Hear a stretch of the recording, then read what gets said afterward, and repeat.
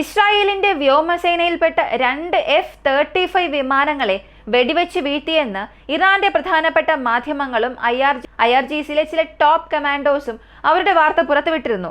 സത്യത്തിൽ F-35 എന്ന് വിളിക്കപ്പെടുന്ന ഈ സ്റ്റെൽത്ത് വിമാനം വീഴ്ത്തപ്പെട്ടിട്ടുണ്ടെങ്കിൽ ഈ ലോകത്തിലെ തന്നെ ആദ്യത്തെ F-35 ഷോട്ട്ഡൗണായി ഇത് മാറാൻ സാധ്യതയുണ്ട്.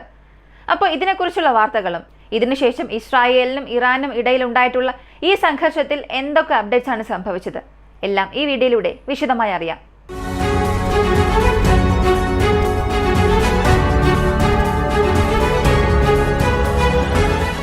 അഞ്ചാം തലമുറ യുദ്ധവിമാനങ്ങൾ. നിലവിൽ ഈ ലോകത്തിലെ 5th ജനറേഷൻ സ്റ്റെൽത്ത് എയർക്രാഫ്റ്റിന് F-35 ഒരു പ്രധാനപ്പെട്ട സ്ഥാനം തന്നെയുണ്ട്. സ്റ്റെൽത്ത് എന്ന് പറയുമ്പോൾ ആ വിമാനത്തിന്റെ രൂപകൽപ്പനയെ ആശ്രയിച്ചും അതിലുള്ള റഡാർ അബ്സോർബ് മെറ്റീരിയൽസിനെയും ആശ്രയിച്ചായിരിക്കും ഈ ഒരു സാങ്കേതിക വിദ്യയെ നമുക്ക് വിവരിക്കാൻ സാധിക്കുക. പൊതുവെ സ്റ്റെൽത്ത് വിമാനങ്ങൾ കാറ്റഗറിയിൽ അമേരിക്കയുടെ വിമാനങ്ങൾക്ക് എപ്പോഴും ഒരു പ്രത്യേക സ്ഥാനമുണ്ടാകും. അത്രത്തോളം ടോപ്പ് ലെവലിൽ അവരവരുടെ വിമാനങ്ങൾ നിർമ്മിച്ചിട്ടുണ്ടാകും. അപ്പോൾ സാധാരണ ഒരു എയർ ഡിഫൻസ് സിസ്റ്റത്തിന്റെ റഡാറിൽ ഈ സ്റ്റെൽത്ത് സാങ്കേതിക വിദ്യയുള്ള വിമാനങ്ങളെ കണ്ടെത്തുക അത്രത്തോളം എളുപ്പമുള്ള കാര്യം അല്ല. കാരണം ഈ എയർ ഡിഫൻസ് സിസ്റ്റംസ് എല്ലാം അവരുടെ റഡാർ തരംഗങ്ങൾ ഉപയോഗിച്ച് എതിർദിശയിൽ വരുന്ന വിമാനങ്ങളിൽ പതിച്ച് പ്രതിഫലിക്കുന്ന തരംഗങ്ങളെ കാൽക്കുലേറ്റ് ചെയ്തായിരിക്കും ആ വിമാനത്തിന്റെ ലൊക്കേഷൻ ഫൈൻഡ് ചെയ്യുന്നത്. എന്നാൽ വളരെ ഷാർപ്പായ എഡ്ജസ് ആണ് ഈ വിമാനങ്ങളിൽ ഉള്ളത് എന്നുള്ളപ്പോൾ ഈ റഡാർ തരംഗങ്ങൾ തന്നെ പല ദിശകളിലേക്ക് പ്രതിഫലിക്കും. അതുപോലെ RAM എന്ന റഡാർ അബ്സോർബ്മെന്റ് മെറ്റീരിയൽ ഉപയോഗിച്ചിട്ടുള്ളത് കൊണ്ട് തന്നെ ഈ റഡാർ തരംഗങ്ങളെ ഉള്ളിലേക്ക് വാങ്ങുന്ന ഒരു കഴിവ് പോലും ഈ വിമാനങ്ങൾക്കുണ്ട്.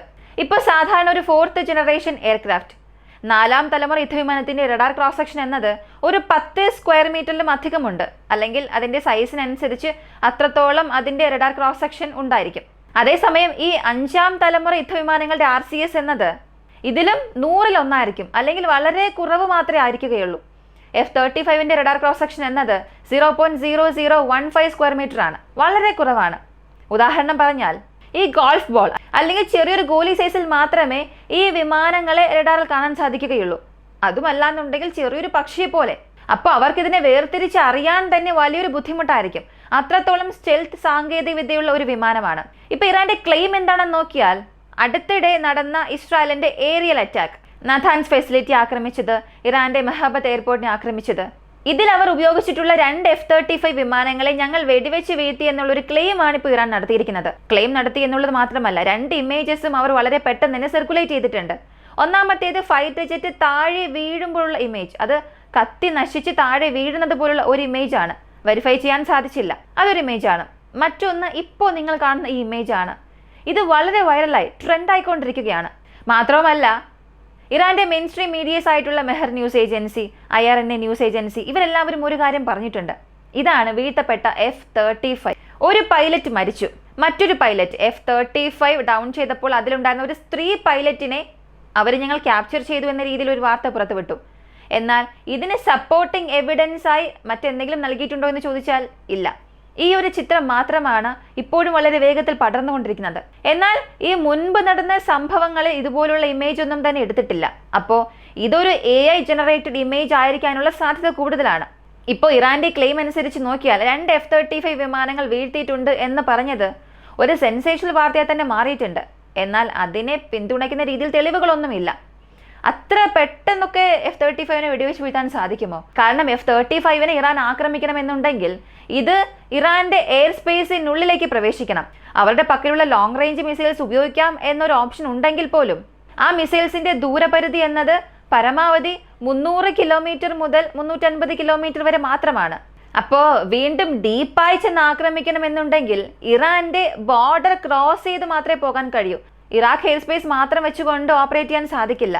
അപ്പോൾ ഇതിന് മുൻപുള്ള ചരിത്രം നമ്മളൊന്ന് പരിശോധിക്കുകയാണെങ്കിൽ സ്റ്റെൽത്ത് എന്ന സാങ്കേതിക വിദ്യ വീഴ്ത്താൻ കഴിയാത്ത ഒന്നാണെന്ന് പറയാൻ സാധിക്കില്ല. 2-3 സംഭവങ്ങൾ ഉദാഹരണമായി പറയാൻ സാധിക്കും. ആദ്യത്തെ സംഭവം 1999 ബോംബിംഗ് ഓഫ് യുഗോസ്ലോവിയ. നാറ്റോ ചെയ്ത ഈ ഒരു ദൗത്യത്തിൽ യുഗോസ്ലോവിയ ആർമി S-125 ഉപയോഗിച്ച്, അതായത് സോവിയറ്റ് യൂണിയൻ നിർമ്മിച്ച വളരെ പഴയ ഒരു ആന്റി എയർക്രാഫ്റ്റ് സിസ്റ്റമായ S-125 ഉപയോഗിച്ച് അന്നത്തെ കാലത്ത് ലോകത്തിലെ ഏറ്റവും മികച്ച വിമാനമായിരുന്ന F-117 നൈറ്റ് ഹോക്ക് വിമാനത്തെ വെടിവെച്ച് വീഴ്ത്തി. ലോകത്തിലെ ആദ്യത്തെ ഒരു സ്റ്റെൽത്ത് വിമാനമാണ് അതെന്ന് പറയാം. അതിനെ വെടിവെച്ച് വീഴ്ത്തി. ആ ഒരു ചരിത്രം ഉണ്ട്. അങ്ങനെ നോക്കിയാൽ സ്റ്റെൽത്ത് വിമാനം എന്നത് വീഴ്ത്താൻ കഴിയാത്ത ഒന്നല്ല. എന്നാൽ ഇസ്രായേലിന്റെ പക്കലുള്ള F-35 എന്നത് ടെക്നോളജിക്കലി അഡ്വാൻസ്ഡ് ആയിട്ടുള്ള വിമാനമാണ്. സാധാരണ F-35 ലൈറ്റനിങ് 2നും ഇസ്രായേൽ ഉപയോഗിക്കുന്ന ഈ F-35Iക്കും ഒരുപാട് വ്യത്യാസമുണ്ട്. ഇത് ഇസ്രായേലിന് വേണ്ടി മാത്രം സ്പെസിഫൈഡ് ആയി നിർമ്മിച്ച ഒരു വേരിയന്റ് ആണ്. അതിൽ നിന്നും ഇത് വളരെ അപ്ഗ്രേഡ് ചെയ്തൊരു വിമാനമാണ്. എല്ലാ സെൻസർ ഫ്യൂഷൻസും വെച്ച് പല പ്ലാറ്റ്ഫോംസുമായി കോർഡിനേറ്റ് ചെയ്ത് വർക്കാകുന്ന രീതിയിലാണ് ഇത് നിർമ്മിച്ചിരിക്കുന്നത്. സാറ്റലൈറ്റുമായി കമ്മ്യൂണിക്കേഷൻ നടത്താൻ സാധിക്കും. കൂടാതെ മൾട്ടിപ്പിൾ പ്ലാറ്റ്ഫോംസിലേക്ക് ഇൻപുട്ട് നൽകി സാറ്റലൈറ്റുമായി ഇത് കമ്മ്യൂണിക്കേഷൻ നടത്തി ഒരു മിസൈലുമായി കമ്മ്യൂണിക്കേഷൻ നടത്താൻ ഇതിന് സാധിക്കും. മറ്റ് പ്ലാറ്റ്ഫോംസിലേക്ക് ഇതിൻ്റെ ഇൻപുട്ട് നൽകി ഈ മിസൈൽ ഇവിടേക്കാണ് പോകുന്നത്, അടുത്ത ഈ ഒരു ഇൻപുട്ടാണ് വാങ്ങേണ്ടത്, ഇങ്ങനെയുള്ള വിവരങ്ങളെല്ലാം മൾട്ടി പ്ലാറ്റ്ഫോംസുമായി ഷെയർ ചെയ്യുന്ന സെൻസർ ഫ്യൂഷൻഡ് എയർപ്ലെയിൻ അങ്ങനെ ഒന്ന് ഇതിലുണ്ട്. അപ്പോൾ one of the best F-35 ഇസ്രായേലിൻ്റെ പക്കലാണുള്ളത്.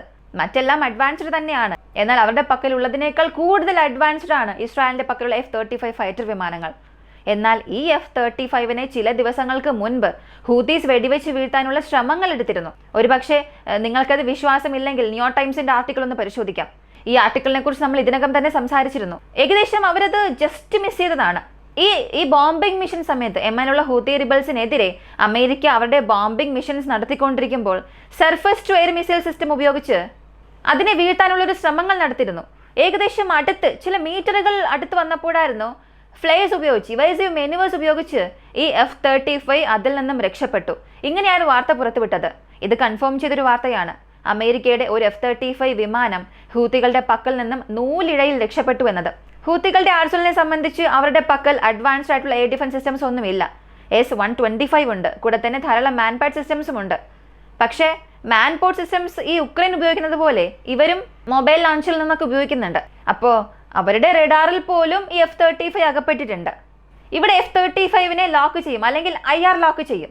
ഇൻഫ്രാറെഡ് ഉപയോഗിച്ച് അല്ലെങ്കിൽ അതിൻ്റെ ഈ എൻജിൻ എക്സോസ്റ്റ് ഉപയോഗിച്ച് ലോക്ക് ചെയ്താൽ മാത്രമേ ഇത്രത്തോളം ഒരു മിഷനിൽ ഉൾപ്പെടുത്താൻ സാധിക്കുകയുള്ളൂ. പക്ഷേ വളരെ ഉയരത്തിൽ പറക്കുമ്പോൾ ഇൻഫ്രാറെഡ് സിഗ്നൽസിന്റെ ഇൻപുട്ടും ലഭിക്കില്ല. എന്നാൽ ഇതേ വശം ഇറാന്റെ ഭാഗത്ത് നോക്കിയാൽ അവരുടെ പക്കൽ ബവർ 373 എന്ന advanced medium range air defence system ഉണ്ട്.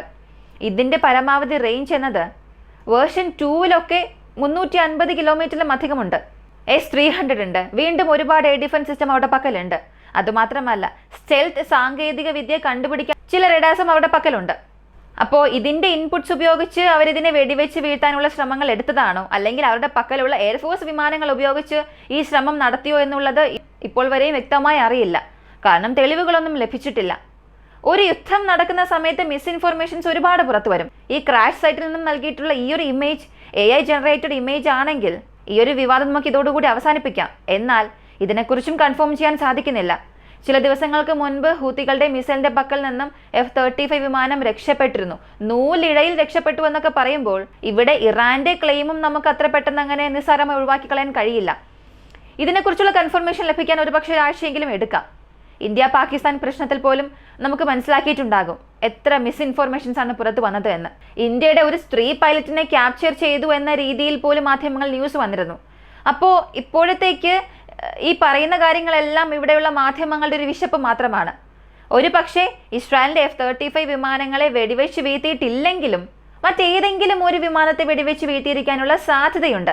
കാരണം അതിനുശേഷം വന്ന ചില ഫൂട്ടേജസ് നോക്കുകയാണെങ്കിൽ തെഹ്റാനിൽ നിന്നും 150 കിലോമീറ്റർ അകലെ ഒരു യുദ്ധവിമാനം അല്ലെങ്കിൽ ഒരു അൺനോൺ ഏരിയൽ ഒബ്ജക്റ്റ് ഡൗൺ ചെയ്തിട്ടുണ്ട്. അതിൻ്റെ അവശിഷ്ടങ്ങൾ അവിടെ കിടപ്പുണ്ട്.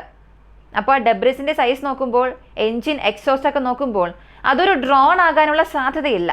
അപ്പോൾ ഏതോ ഒരു വിമാനം അവിടെ വീഴ്ത്തപ്പെട്ടിട്ടുണ്ട്. എന്നാൽ വീഴ്ത്തപ്പെട്ടത് എന്താണ്, സത്യത്തിൽ F-35 ആണോ എന്നുള്ളത് കൺഫേം ചെയ്യാൻ ഒരല്പം സമയമെടുക്കും. ഇപ്പോഴത്തേക്ക് ഇതൊരു ന്യൂസ് മാത്രമാണ്. F-35നെ ഡൗൺ ചെയ്യാനുള്ള സാങ്കേതികവിദ്യ ഉണ്ടെന്നുള്ളത് മാത്രം നമുക്കിവിടെ മനസ്സിലാക്കാൻ കഴിയും. ഇനി അടുത്തുള്ള അപ്ഡേറ്റ്സ് നോക്കിയാൽ ഹയസ്റ്റ് ടെൻഷനാണ് ഇപ്പോൾ ഇറാനും ഇസ്രായേലും ഇടയിൽ സംഭവിച്ചുകൊണ്ടിരിക്കുന്നത്. ഡൊണാൾഡ് ട്രംപ് സൈഡിൽ നിന്നും ഒരു കാര്യം പറഞ്ഞു, ഞങ്ങളുടെ ബേസിസിനെ ലക്ഷ്യം വെച്ച് ആക്രമിക്കും എന്നൊക്കെ ഇറാൻ ഒരു സ്റ്റേറ്റ്മെന്റ് നൽകിയിട്ടുണ്ട്. ഒരു പക്ഷേ ഞങ്ങളുടെ ബേസ് അങ്ങനെ ആക്രമണത്തിന് ഇരയാവുകയാണെങ്കിൽ നേരിട്ട് അമേരിക്കയുടെ ഇൻവോൾവ്മെന്റ് തന്നെ അവിടെ ഉണ്ടാകും. പേർഷ്യൻ ഗൾഫിൽ ഇറാനെതിരെ ഉണ്ടാകും. ഇറാനെ പൂർണ്ണമായും ഞങ്ങൾ ബേൺ ഔട്ട് ചെയ്യുമെന്നാണ് പറഞ്ഞത്, കത്തിച്ചു കളയുമെന്നാണ് പറഞ്ഞത്. ഇതിന് IRGCയുടെ ഒരു മറുപടിയും വന്നു. അമേരിക്ക അവരുടെ ജോലി മാത്രം ചെയ്താൽ മതി. ഇവിടെ ഇസ്രായേലിനും ഇറാനും ഇടയിൽ നടക്കുന്ന ഒരു പ്രശ്നം ഞങ്ങളുടെ രാജ്യത്തെ ഒരാൾ ആക്രമിക്കുകയാണ്, ഞങ്ങൾ വെറുതെ ഇരിക്കുകയാണ്, ഞങ്ങളുടെ രാജ്യത്തിനുള്ളിൽ കടന്ന് ഒരു എയർ സ്ട്രൈക്ക് നടത്തുന്നു, ഞങ്ങളുടെ ജനങ്ങളെല്ലാം അവിടെ മരിക്കുന്നു, ഇങ്ങനെ കൊന്നതിന് ശേഷം ഞങ്ങൾ ഒരു തിരിച്ചടി അങ്ങോട്ട് നൽകുന്നു. അപ്പോൾ ആ തിരിച്ചടി നൽകുമ്പോൾ അത് മാത്രമാണ് അമേരിക്കയുടെ കണ്ണിൽ തെറ്റായി കാണുന്നത്. അത് ലോകത്തിലുള്ള രാജ്യങ്ങൾക്കെല്ലാം തെറ്റായി കാണുന്നുവെന്നുണ്ടെങ്കിൽ തീർച്ചയായും ഞങ്ങൾ അതിന് റിട്ടാലിയേഷൻ നടത്തും. ഇതുപോലെ ചെയ്തുകൊണ്ടിരിക്കുകയാണെങ്കിൽ സ്ട്രെയിറ്റ് ഓഫ് ഹോർമസ് ഞങ്ങൾ ക്ലോസ് ചെയ്യും, ഒരു നേവൽ ബ്ലോക്കേഡ് ഞങ്ങളോട് നൽകും. അങ്ങനെ ചെയ്താൽ അമേരിക്കയുടെ യുദ്ധക്കപ്പലുകൾക്കൊന്നും പിന്നെ ഇവിടെ ആക്സസ് ചെയ്യാൻ സാധിക്കില്ല. ഇങ്ങനെ ഒരു മുന്നറിയിപ്പും നൽകിയിട്ടുണ്ട്. കൂടാതെ ചില ഫൂട്ടേജസ് നോക്കിയാൽ ഇസ്രായേലിന്റെ ഡിഫൻസ് ഫോഴ്സസിന്റെ ഹെഡ്ക്വാർട്ടേഴ്സ് ആക്രമിച്ചു എന്നുള്ള രീതിയിലൊക്കെ വന്നിട്ടുണ്ട്. കൺഫർമേഷൻ ലഭിച്ചിട്ടില്ല. അപ്പോൾ ഇതിനെക്കുറിച്ചുള്ള അപ്ഡേറ്റ്സ് നമുക്ക് അടുത്തടുത്ത ഭാഗങ്ങളിലൂടെ അറിയാം. F-35 വീഴ്ത്തിയതായി ഇറാൻ ഒരു ക്ലെയിം നടത്തിയിട്ടുണ്ട്. എന്നാൽ സപ്പോർട്ടിംഗ് എവിഡൻസ് ഒന്നും തന്നെ ഇല്ല. ഒരുപക്ഷെ 2-3 ദിവസത്തിൽ നമുക്ക് ഇതിനെക്കുറിച്ചുള്ള കൺഫർമേഷൻ അറിയാൻ സാധിക്കും. അതേസമയം ഇസ്രായേലും ഇതിനെക്കുറിച്ചുള്ള കാര്യങ്ങളൊന്നും നൽകിയിട്ടില്ല. ചില അധികാരികൾ സംസാരിച്ചു എന്നതൊഴികെ ഒഫീഷ്യൽ സ്റ്റേറ്റ്മെന്റ് ഒന്നും വന്നിട്ടില്ല. അപ്പോൾ കാത്തിരിക്കാം. ഇതിനെക്കുറിച്ച് നിങ്ങൾ എന്ത് കരുതുന്നു എന്നുള്ളത് കമന്റിൽ പറയുക. സ്റ്റെൽത്ത് സാങ്കേതിക വിദ്യ വീഴ്ത്താൻ കഴിയാത്തൊരു സാങ്കേതിക വിദ്യയൊന്നും ഇല്ല. അതിനുള്ള സമയവും സാഹചര്യവും എല്ലാം വരുമ്പോൾ, അല്ലെങ്കിൽ അതിനെ നശിപ്പിക്കാനുള്ള ടെക്നോളജി എതിർവശത്ത് ലഭിക്കുമ്പോൾ സ്റ്റെൽത്ത് വിമാനങ്ങളും അവിടെ വീഴ്ത്തപ്പെടാനുള്ള ഒരു ഓബ്ജക്റ്റ് തന്നെയാണ്. അത് ചരിത്രം തന്നെ നമുക്ക് കാണിച്ചു തന്നിട്ടുണ്ട്. ഈ വീഡിയോയെക്കുറിച്ചുള്ള നിങ്ങളുടെ അഭിപ്രായം കമന്റിൽ പ്രതീക്ഷിക്കുന്നു. കൂടുതൽ അപ്ഡേറ്റ്സിനായി വോയിസ് ഓഫ് വിക്കി സബ്സ്ക്രൈബ് ചെയ്യുക. മറ്റൊരു വീഡിയോയുമായി വീണ്ടും കാണാം.